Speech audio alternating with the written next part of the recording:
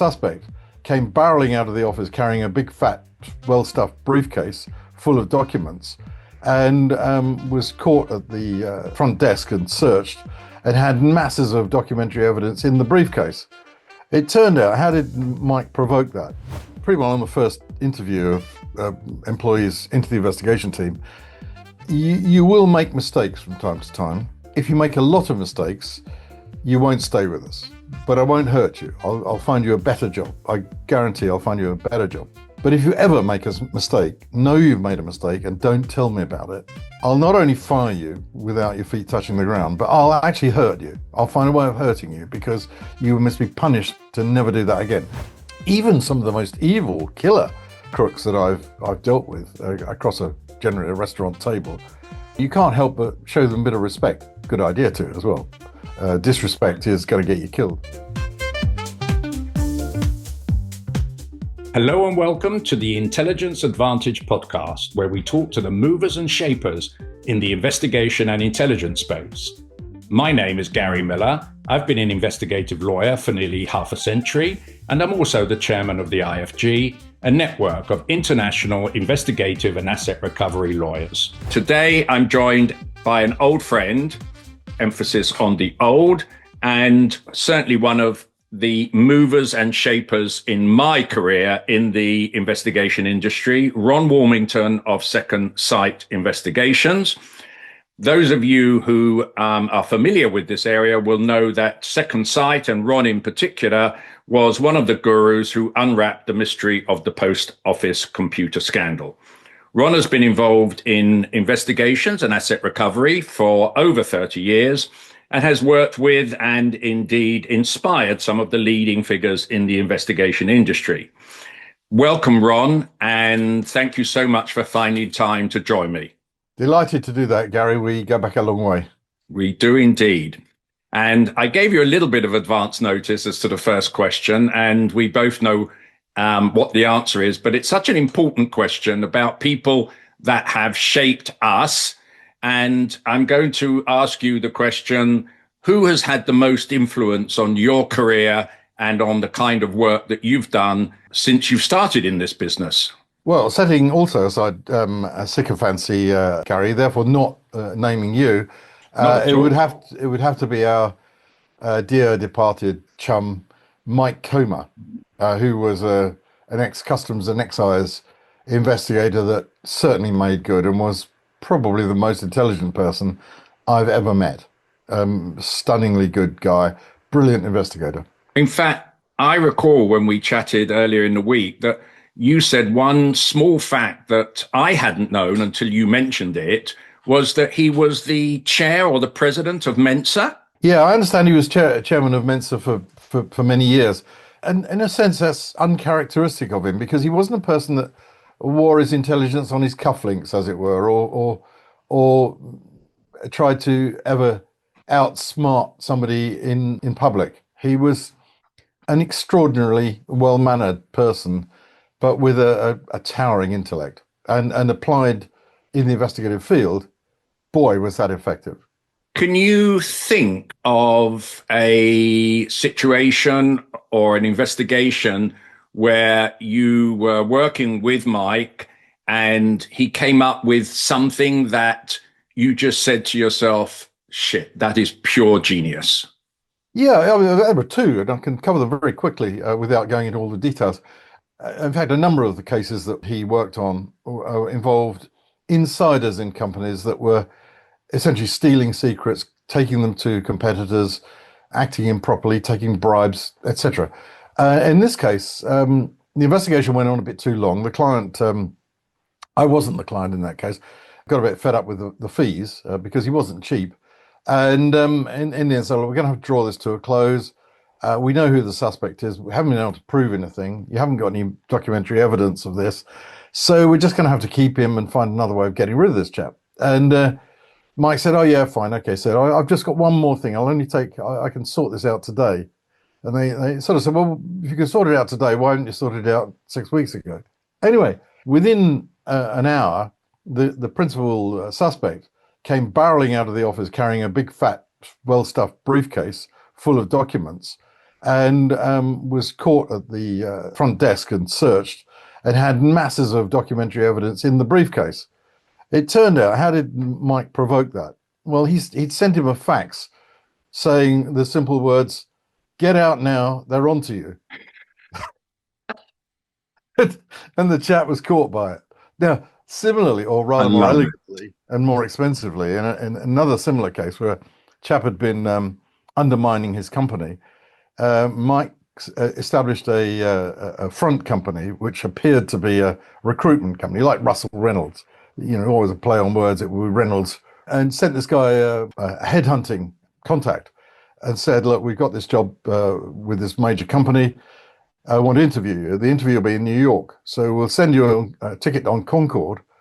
And they flew the chap over on Concorde to New York to a bugged up office, videoed office, and interviewed him.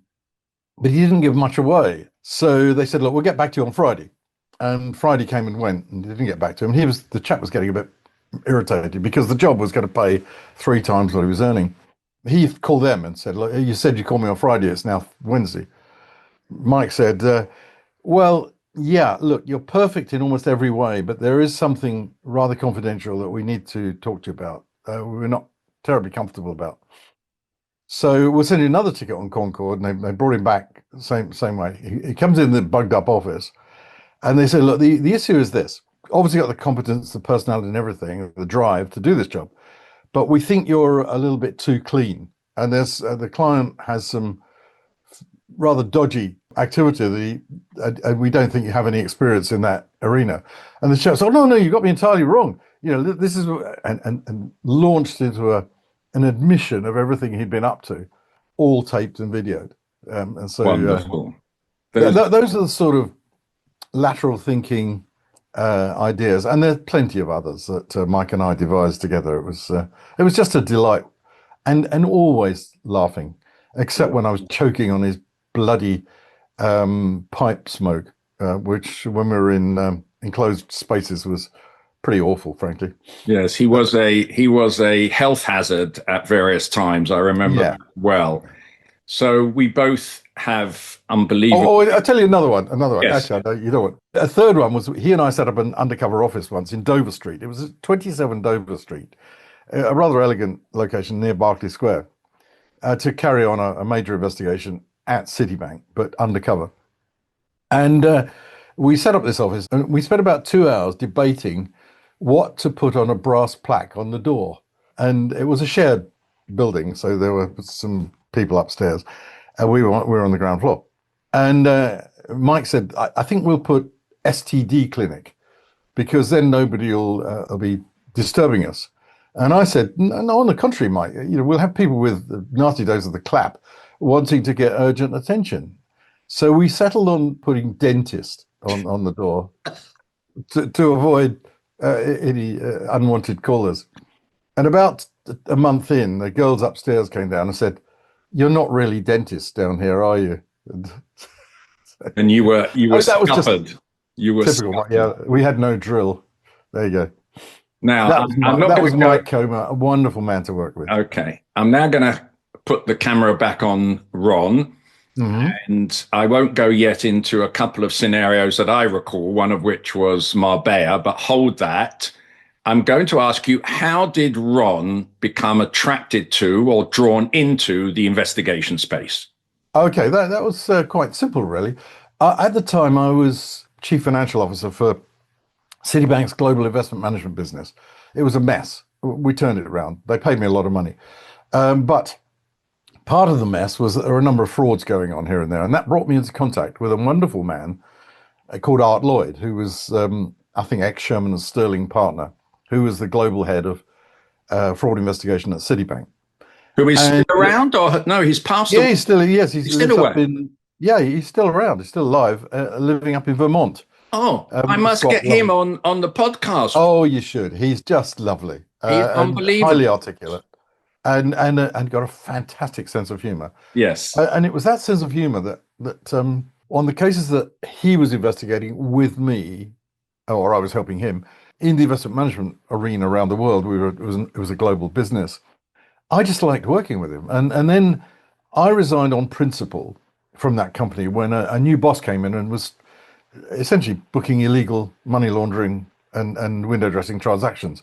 And I refused to sign off on them. I was very righteous in those days and resigned on principle. Within hours, Art called me and he said, I hear you're resigning from CGAM, the company was called. I said, how the fuck do you know that? He said, well, I am the global head of investigations. And would you like to come and work with us? It's a slightly lower grade job, but we'll pay you your inflated salary. And I said, crikey, Art, that's the most interesting, he wanted me to be head of investigations in Europe. I said, that's the most interesting job in the bank. How much do I have to bung you in an envelope to actually get this job? And that was the way we started, and that's the way we continued. And at the time, I only had a very small staff.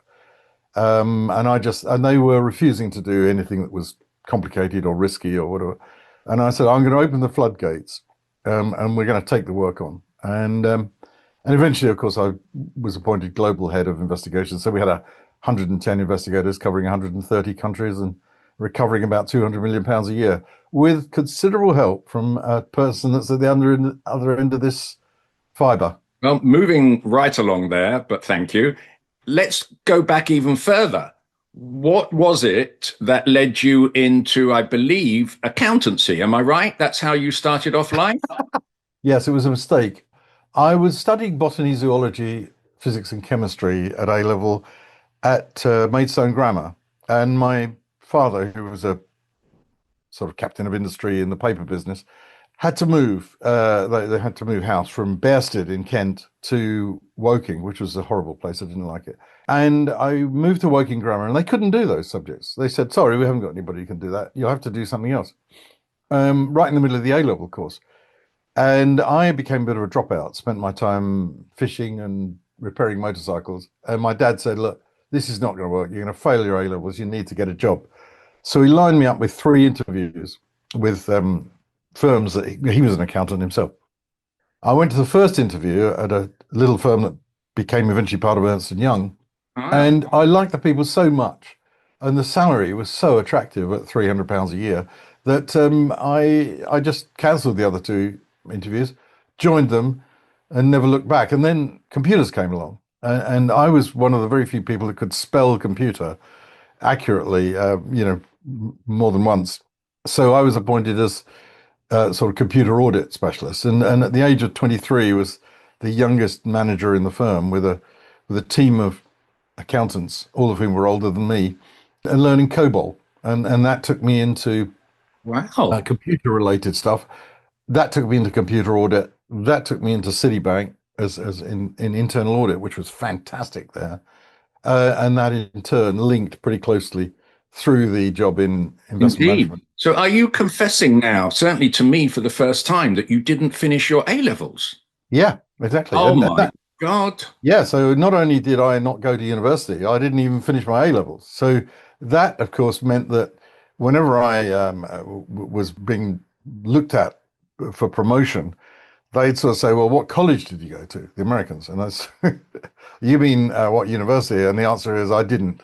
And they'd sort of look a bit sideways, but it didn't stop me in the end. No. So you were what we called in the law a 5-year man. Is that it? Yes, correct. That's exactly what I was. I had to do 5-year articles. Yes. Whereas if I'd got a degree, I would have done 4-year articles.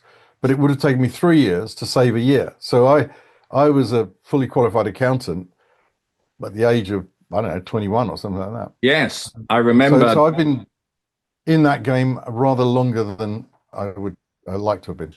Right. And you look back at that time and you say to yourself, with all the stories that you hear of people at university, do you regret not having gone to uni? Or was the I mean, I got quite close to Cambridge University for a while because I used to be an advisor to them and go along to Jesus Lane in Cambridge and so on and stay in some of the digs and so on. So that came much later, but I think I would have enjoyed it and it would have changed my life. But I hugely enjoyed the accountancy life. I thought it was going to be really boring, but it was nothing of the sort. And you know, in those days, we laughed all the time. But how does that small firm, and I don't know what they did, and you'll tell me, but I must confess that if somebody said to me at 2021, come and join an accountancy practice, Yeah. I'd be running in the other direction as fast as you could possibly run. So what was it about what they were doing that intrigued or inspired you? I think my dad would have cut my pocket money if I hadn't taken the job. So, Fair enough. no, I mean, I was very easygoing then. And I'm less so these days, of course. I'm a grumpy old git, but I just went along. And in those days, they would hire 12 people, and 2 years later, there'd be two left. Yes. It was quite a thinning out process went on. And I was 11 years there, and I just liked the people, and the work was fabulous. I mean, yeah, I'd go along to Cambridge Airport and work with Sir Arthur Marshall, who owned Cambridge Airport, putting his first computer system in. And I remember looking out over the airfield once, and I was telling him how he was screwing everything up. And he said, "Son, look over there. Do you see in the distance? There's a bicycle shed." And I wasn't my eyesight wasn't that good in those days. I sort of pretended that I could see it. He said, "That's what I started with, and now I've got this. Tell me again where I'm going wrong." And it was funny, But what was it? I just want to dig a bit deeper. Was it the maths? No, I hated the maths. It was the people. It's a people business, Gary. It's it was meeting such a varied range of people. Some of whom were nasty. Most weren't, and some who were salt of the earth. And I was quite good at accountancy, frankly. I could handle the bookkeeping. That's why, we'll come to Horizon later. Yes. And what is it that you think is the core of what makes a good accountant? And then we'll come on to whether that's the same thing as makes a good investigator. Well, I think it is back to the ability to deal with people at all levels. You've got to be as comfortable talking to the tea lady, although there aren't many of those anymore, as you are talking to the chairman, and confident in doing that, but not being braggy or putting people down or anything like that. Just the people, interpersonal relationships is what I've enjoyed most about my life. And it's true in fraud cases too. I've always shown respect, admiration sometimes for the party on the other side of the desk. If that person's a crook, even some of the most evil killer crooks that I've dealt with across generally a restaurant table, you can't help but show them a bit of respect. Good idea too, as well. Disrespect is going to get you killed. But a lot of crooks are really amusing people. They are entertaining and amusing people. I'm sure Maxwell, who I never met, would have been quite an interesting character to deal with unless you crossed him. Exactly.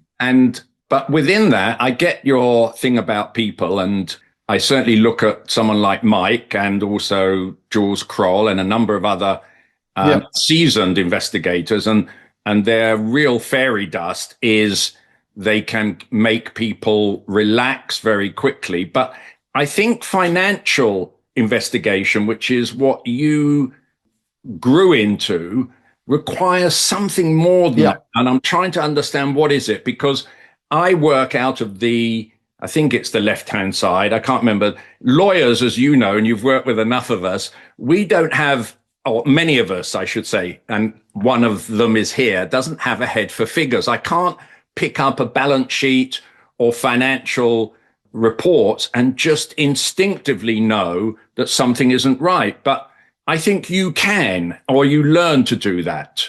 I probably was able to do that straight away. I don't know why. I mean, the only piece of business advice my father ever gave me, which I still remember to the letter, was he said that there's only one thing you need to do in business. You need to find the coal-faced workers and treat them well, respectfully, and reward them properly. But I did have a bit of a grasp of business. And I can look at them. A good example was a transport company that went bust some years ago and cost General Electric, when I was working there, £45 million in losses. And I looked at the business. It went through the process of liquidation. The company, the creditors got bugger all on the pound. And I looked at it and said, look, this was a successful business that went off a cliff, but nobody's explained why it went off a cliff. And I dug into it and found the reason it went off a cliff was because the chairman and owner and his chief accountant, who owned most of the company, the chairman was going to get a divorce. His wife had filed for divorce. They agreed that she would get half of nothing. So they would collapse the company deliberately so that her shares were worth nothing, her share of his shares. And they stripped all the excess income out. The way it worked is transport companies get rebates on diesel and trucks and things that they buy. And those rebates get paid into generally monthly back to the company. They simply diverted all of the rebates into other bank accounts and thereby starved the company of the rebates. And that's what took it off a cliff. We got to the bottom of that, found that, and we only got £30 million back off him, but it was better than what we got out of the liquidation. Now, I just smelt a rat and just said, transport companies do go bust, but this one just went off so quickly, something must have caused it. And the liquidators had just failed to see that, as I'm afraid they usually do. They're not very good at spotting the underlying reasons for a company going bust. Their job, as they see it, is to just divvy up what's left as fairly as they can and take their fees. Exactly. And a bit of a long question. But so, yes, I'm not good at maths. I don't love maths like some of the people, my chums do.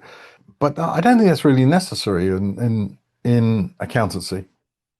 It's the arithmetic is quite simple on most companies. Right. You buy low, sell high. You cut your overheads. You try and make a profit and pay as little tax as you can legitimately. But it's not.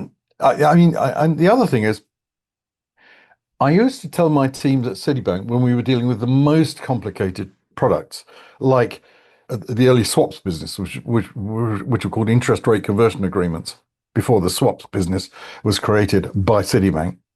And eventually I became a dealer myself. But my guys would go in and they'd say, look, the chap in charge was talking complete gobbledygook, didn't understand a bloody word of it. And I said, well, you're allowed to bluff.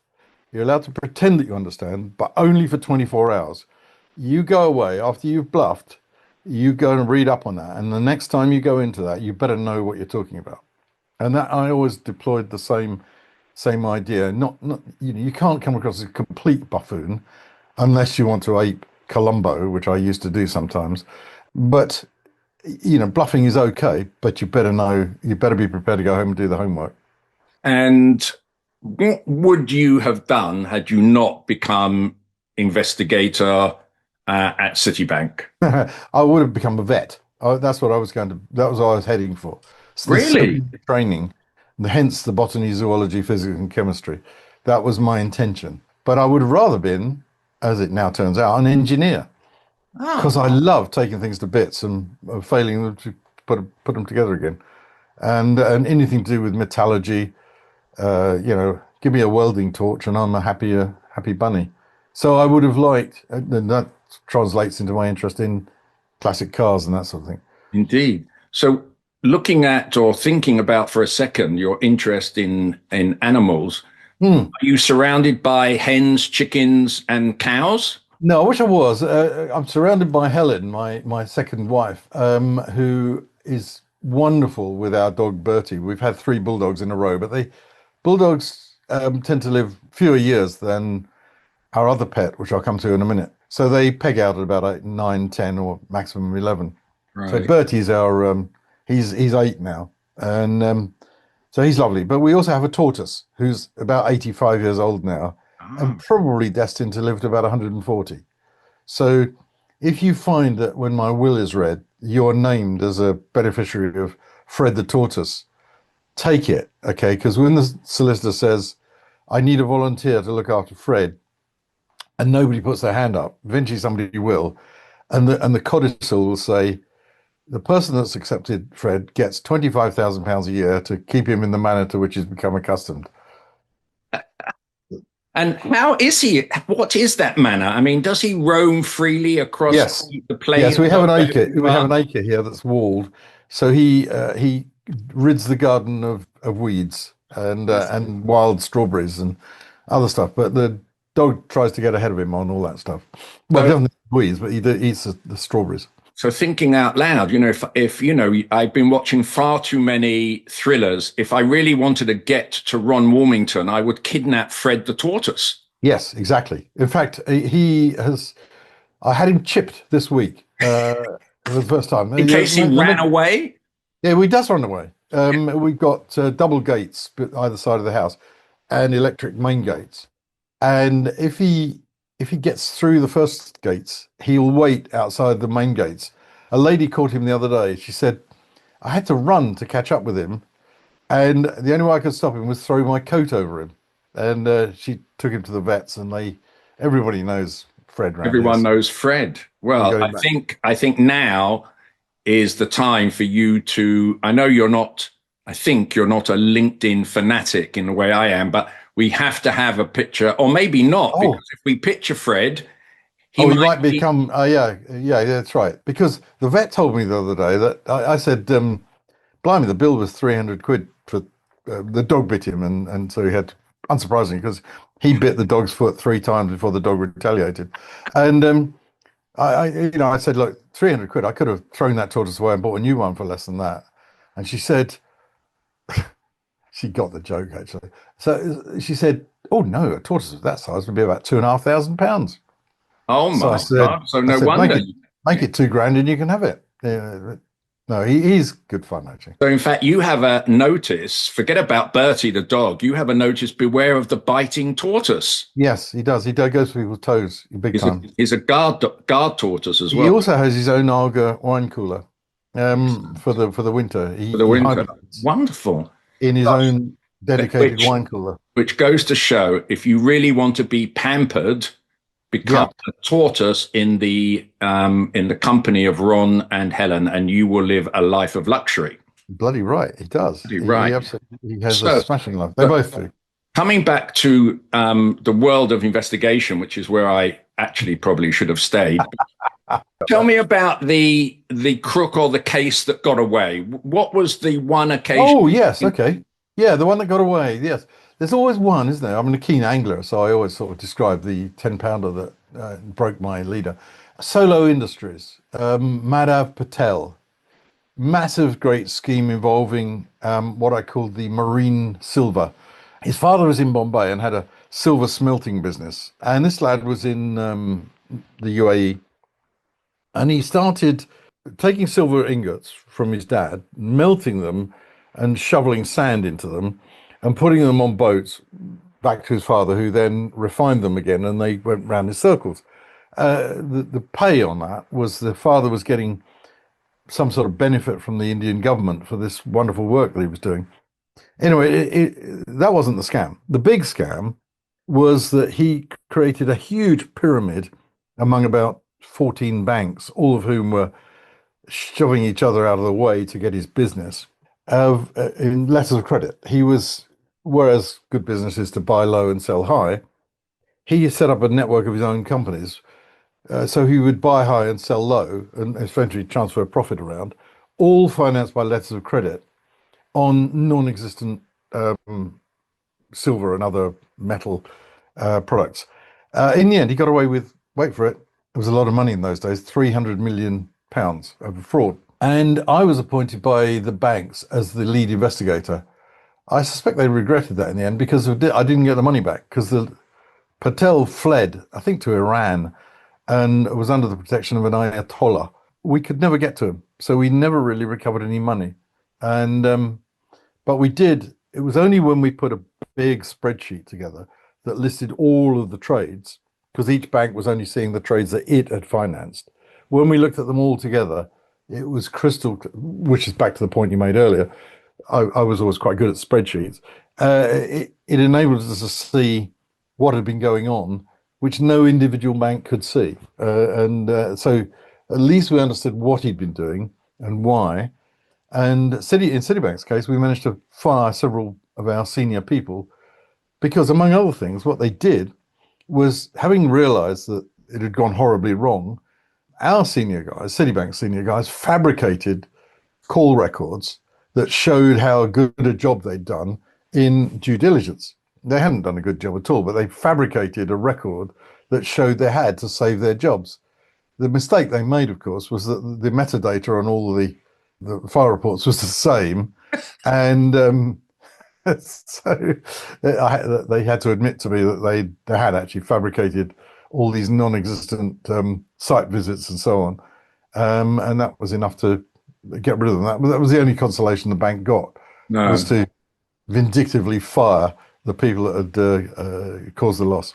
And where did the money go in that case? Did it actually go into Iran, do you think, or not? I think it went into India and Iran. Yes, it was a pyramid scheme. It was like a Ponzi scheme, effectively. So when he himself, I think, brick out of the wall to collapse the whole thing in the end, and by doing that, he had control over when he would do that, when it would blow up, and made a cunning escape. Right. So that was probably my biggest failure. I think I got away with it not appearing to be a failure at the time, but I in judgment of myself, I'd say that was a bit of a failure. But be as fair as you can to yourself and answer this question. Now you look back, is there anything you could have done differently that would have given you a better result? No, I don't think there is, frankly. You win some, you lose some.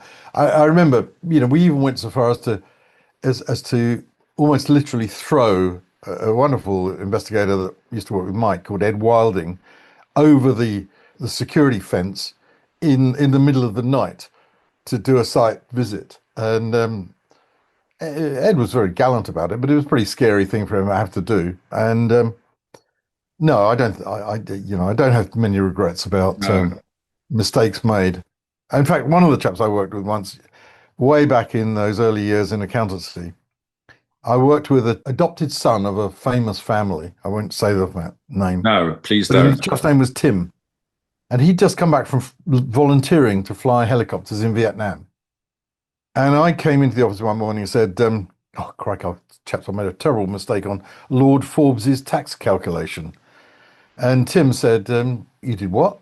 I said, "Made a mistake." He said, "A mistake? So how many people died as a result of your mistake?" And I said, "Well, nobody, Tim. Of course, I made a mistake on a tax calculation I sent to the revenue." He said, "It's only a mistake if somebody dies." And I never forgot that. That was good advice. Nothing is irrecoverable by way of mistake unless somebody has actually been seriously harmed. That is an interesting philosophy for a fraud investigator, in the sense of the fraud is the be all or recovering something, or recovering two things, I guess. Finding out three things: who it was and how many were involved. How did they do it? Because I know from working with you and any fraud investigator, the mechanism of effecting the fraud is absolutely critical. And then thirdly, the ultimate holy grail, recovery. But keeping those things in perspective in terms of it hasn't, well, in some cases it will cause people to lose jobs, which is more than unfortunate. But it's an interesting perspective that it's not really a mistake unless somebody died.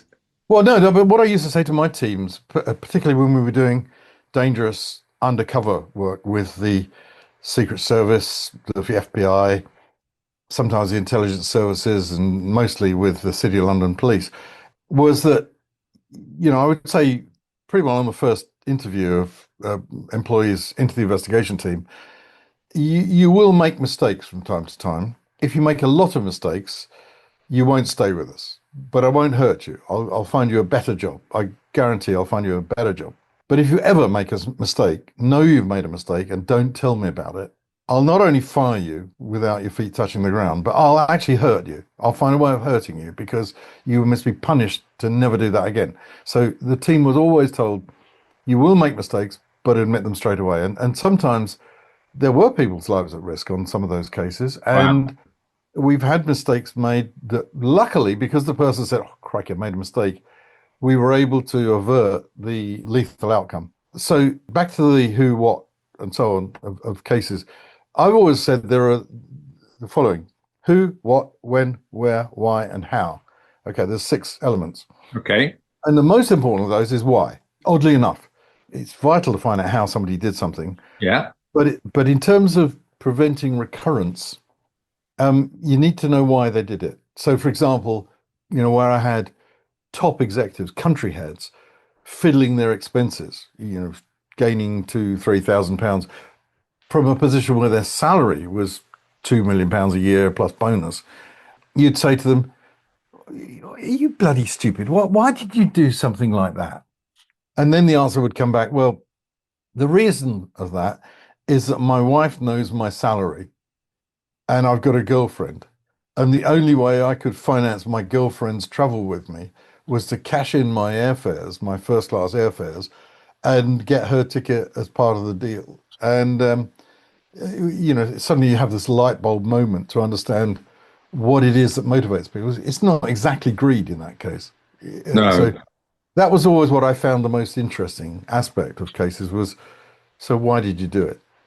That is an explanation that, of course, the failings of humanity, etc. I don't know whether this was the case in that particular investigation, but what's interesting is if the amount of money that he spent on the business class tickets was less than the total of the first class tickets, he was in fact saving the company money. That would have been bizarre, wouldn't it? No, well, the way it worked is he was cashing in that case, cashing in first class tickets, getting air credits, and then using them for all sorts of things. Actually, it was a lovely case because I interviewed him and said, "Look, Jim, I've known you for a long time. You're a bit of a clot, really." I said, "Your salary is more than I am. You had a lovely job here. I have withdrawn from my team and myself the power that we once had to fire people on the spot. It is inappropriate that the chief investigator has that power. I forfeited it, but said that the way it would work is I would inform the HR and the country that this person needed to be fired without compensation. They could choose to take my advice or not. If I felt aggrieved that they hadn't taken my advice, I could take it up to the president of the bank." And that's the way it worked. In his case, I'd got to the airport after having this conversation and recommended he be dismissed without payment. And he was due to they were about to make him redundant. And he was going to get a £3 million payoff. He called me at the airport. I was just about to get on a plane. Said, "Ron, can I get your advice on something?" And I said, "For Christ's sake, I'm just about to go home." And he said, "Look, they offered me $2 million as a settlement. Do you think I should take it?" He said, "I trust you. That's why I'm asking you." And I said, "Look, it's like this. If I think they're stupid to offer you that much money, but if you turn it down, I will not get on this plane. I'll come back and I'll pull all the floorboards up and the drains, and only you know whether I will come across something else. If I come across something else, you will then be fired without any compensation whatsoever. I'll see to it. But if you've done nothing else, maybe you'd be right to draw down that airstrike." He said, "I'll take the money." "Thank you for advice. I'll take the money." So he obviously knew that there was other stuff to be found. Yes. But that wasn't my proudest work. I find that a bit distasteful, that sort of work. But what was your proudest? Our proudest work was clearing innocent people that looked profoundly guilty because they'd been stitched up by the true culprit. A good example of that was we had a business head in Russia who appeared to have taken a $10 million bribe. An account was found with his name in it and it had that much money in it. It turned out that it was he'd been stitched up by the KGB. I could name the person, you'd know the name, specifically had decided they didn't like this particular country head in Citibank. They wanted to get rid of them. They didn't want the embarrassment of killing him. So they decided to get him fired for fraud and made it look as though he'd carried on fraud, but he hadn't, and he was innocent. And this was a man who was on what they called the president's list. That meant he was destined, he was on a training program to become a main board director of Citibank globally. So we had to send him to Australia in the end to get him away from being killed. And for many, many years, I got cards from him every Christmas saying, "Thank you for saving my career." But at first, life. Maybe, but certainly his career. And it was that sort of work which led to us getting the post office job. frankly, because what I had found, and I extolled to my team around the world, was you must be as enthusiastic about capturing evidence of innocence as of guilt. And I will be, because I was the judge, jury, and executioner, and in fact, very few of our cases went to civil law. If they did, they mainly went to you. And fewer still, hardly any ever went to criminal law. So we would fire people for fraud and get the money back. So if we had the wrong person, the consequences on that individual were massive. And the consequences to the bank by having fired the innocent and kept the guilty were also pretty serious. So by being very, very thorough on every investigation and being completely even-handed and what meant to be, which is to be as enthusiastic about capturing evidence of innocence as of guilt, we were clearing loads and loads of people that looked guilty. And I had a big case involving one of the other British clearing banks where they had an £8 million theft from their private bank in Berkeley Square. The principal suspect was a young lady that had keyed the funds transfer, stealing money from a client account. But the money had gone to Andorra. Their own investigation team, investigated 3 months, failed to discover the culprit. We cracked it in a weekend because we took all the emails and searched for the word Andorra. I said, Andorra's an unusual place for a destination for money. And the printout of all the occurrences of the word Andorra by employee name were 000001111 And the guy that had so many, he'd obviously been dealing with Andorra a lot. We put him under surveillance, and that same day, my subcontract surveillance team said, this guy that we're following, he's in a black Audi Q7. We followed it before. I said, not for me, you haven't. They said, no, the guy's a drug dealer. I said, well, he's also a senior banker in Berkeley Square for bank. And a drug deal had gone wrong.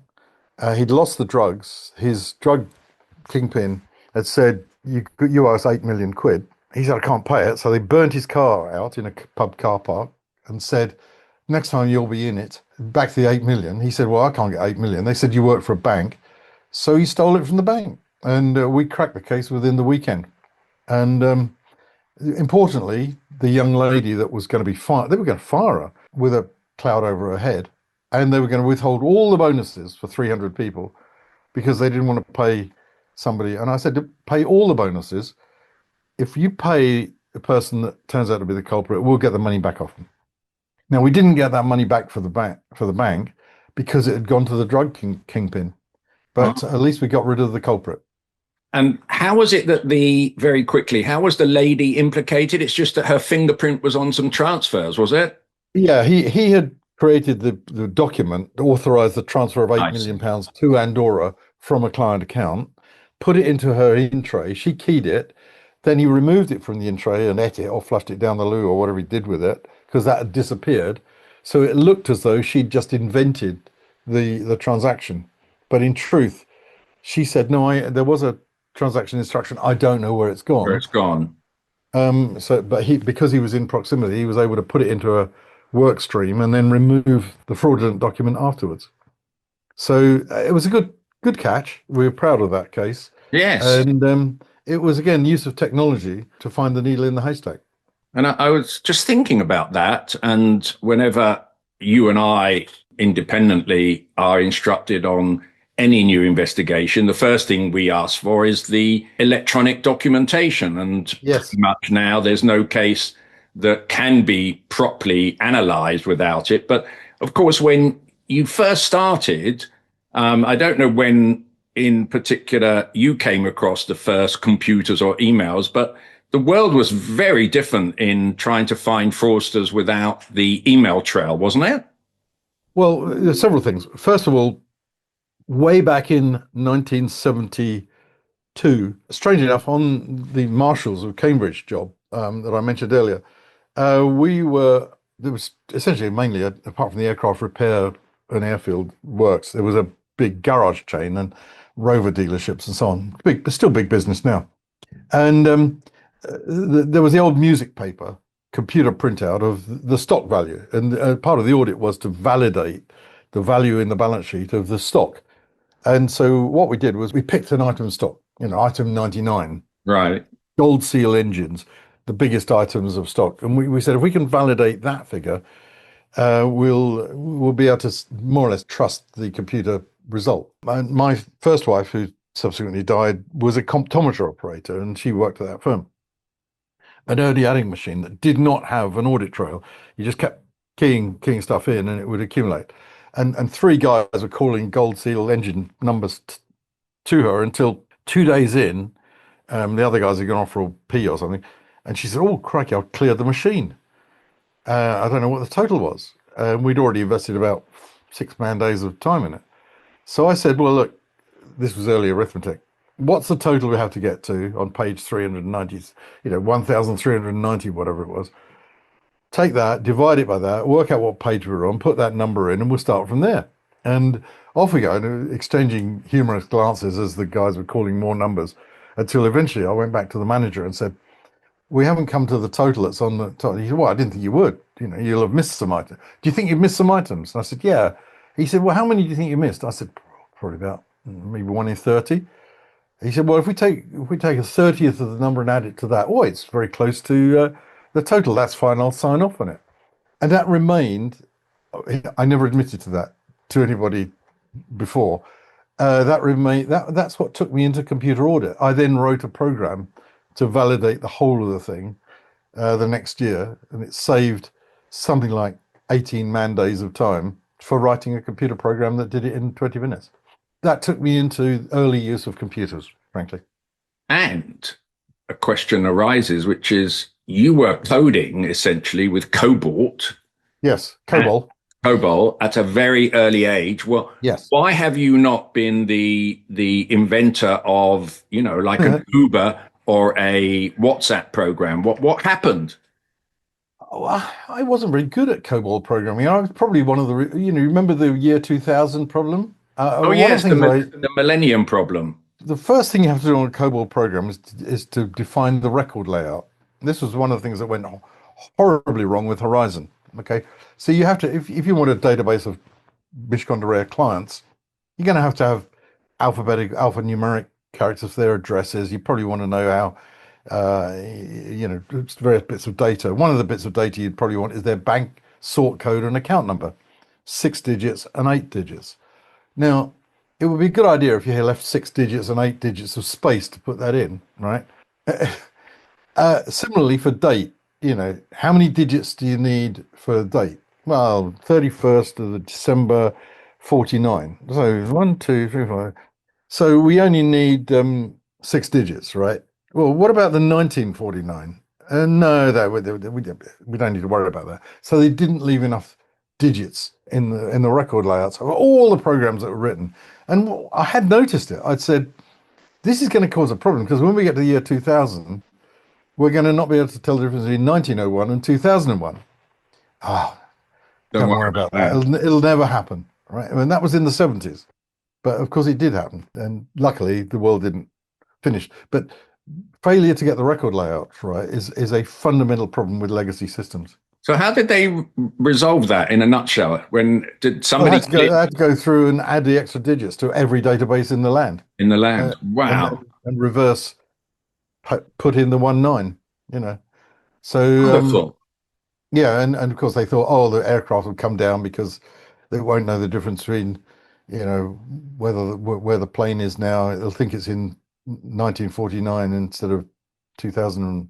They'll think it's in 1924 instead of 2024. So there we go. But no, let me ask you. So I never really took to computer programming. Okay. I did it and then subcontracted it to a superb guy that was a teacher at Kingston Polytechnic that did all my programming for me.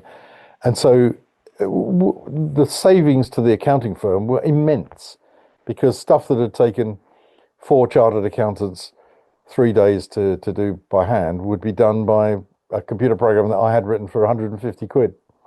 Let me ask you this. During the course of your career, did you ever think of going into the intelligence field instead of staying in investigation? No, I didn't go to Oxford or Cambridge. So that would have been a bit of an obstacle. I worked with the intelligence people and actually with Mossad quite a lot. They were very, very helpful on tracing assets. And I like the people I met, with the exception of the CIA. I had some chums in the CIA, but Right. most people I met from the CIA were absolute assholes. Really, they seem to not know the difference between, or have been taught to ignore the difference between right and wrong. They were not so much immoral as amoral. I.e., that they didn't seem to know the difference between right and wrong. And I'm afraid that was something I came across consistently with CIA people. And there were a lot of those connected with big American companies, of course, some planted in the big American companies. And did the CIA, was it a place that people, when they did leave, that they would be recruited by banks in investigation and other I think some groups? was active agents working within the banks I see. while remaining as active agents. You know, if you're the leading bank in 130 countries around the world, Yeah. or the second bank, we tried to be the second best, most prominent bank. Therefore, the bank of choice for any international company. You're going to have a lot of intelligence people planted in the company. And I finished up working for directly reporting into one of them, and she was so bad that I resigned, and that's what took me to General Electric. So let me ask you this. What was the most dangerous position you've ever found yourself in the course of an investigation? Well, it probably was the Marbella case. The Marbella case was fascinating because the principal on that, who's now dead, so I can name him, was a fellow called Raymond Nakashian. He had once been in the UK under the name Ray Nash as the enforcer for a name that you might remember, but not many of your listeners will, Peter Rackman. Oh, The, yes, the, yes, the yes. the term Rackmanism came into the vocabulary, into the dictionary, essentially buying blocks of flats, persuading everybody to leave until you're left with Mrs. Groggins, who's the last one to go, and putting rats through the letterbox. That doesn't work. And in the end, you put burning rag through, and she burns to death. And that way you get possession of the block and you can Yeah. refurbish it and sell it. That's what Rackman did. Okay. And his enforcer was Ray Nash, an ex-Armenian circus strongman whose neck was about as wide as my shoulders. And he was accused, I don't think ever convicted, of murder in Japan, Saudi Arabia, various other places, and eventually finished up in Marbella, Puerto Banús. Mr. Big there. He used to have a green opalescent Rolls-Royce Corniche open top with two white Mercedes cars front and rear whenever he went round the block. And the white Mercedes contained 14 South American armed bodyguards. And it was my job to get this guy out of the bank. He was money laundering big time through Citibank Marbella, and had put one of his men as the manager in charge of the branch. Ah, And my team got tip-offs from customers and others that said, "Look, I just went to your Citibank's Marbella branch, and it's gangsters, throughout the branch, and there's something funny going on there." So eventually, I sent somebody down there, and we had to deal with it. What then happened, of course, ultimately was I said, "Look, we're going to have to close this guy's accounts." And by that point, I'd put a local guy in as the manager of the branch temporarily, while the other guy was under surveillance. And my boss at the time wasn't very clever. I had mainly very, very good bosses, but this one wasn't very good.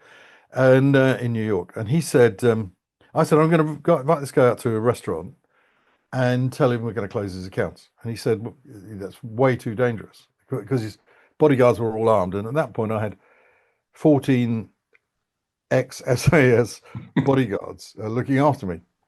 And they said at one point, "Look, this is getting very dangerous. We know these guys are armed, but they're looking a bit hostile." And I distinctly remember saying, "Well, what are you worried about? You're SAS guys, for Christ's sake. I mean, you're armed too." And they said, "No, we're not allowed to be. It's illegal for us to carry firearms in a foreign country."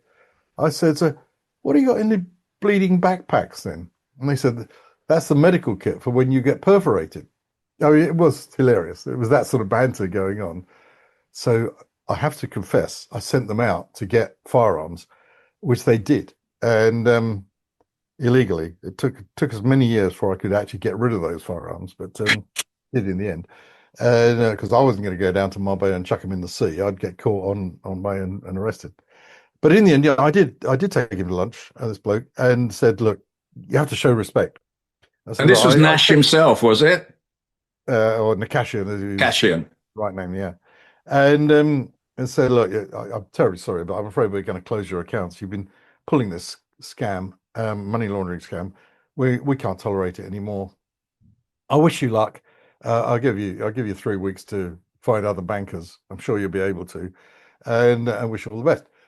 But to have that meeting, I had to disobey New York's instructions because they wanted the local guy to do that. And I said, "You've got to be kidding. The guy's local. He's married. He lives locally. I can fly off and get out of trouble. I'm not going to delegate that to this local guy." And they said, "Well, we flatly refuse you authority to do that." Right. But I did it anyway because it had to be done.